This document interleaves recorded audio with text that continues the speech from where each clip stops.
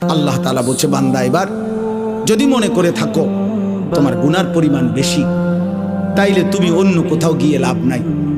আমি আল্লাহ তোমাকে আশ্বস্ত করতে চাই, গুনাহ যদি তোমার আসমান পরিমাণ হয়, গুনাহ যদি তোমার সমুদ্রের ফেনা পরিমাণ হয়, গুনাহ যদি তোমার হিমালয় পর্বত ছুঁয়ে যায়, গুনাহ যদি তোমার এই জমিনের বালুকণা পরিমাণও হয়, তুমি অন্যদিকে যাইও না।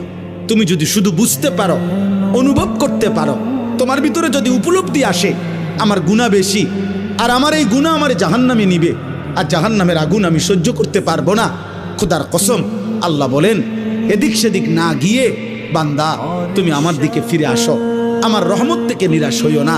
আমি ওয়াদা করলাম, আমি আল্লাহ এক সাগর নয়, আমি হাজার সাগর, এক পৃথিবী নয়, আমি আসমান ছোঁয়া গুনাহ একবারে একসাথে মাফ করে দেব।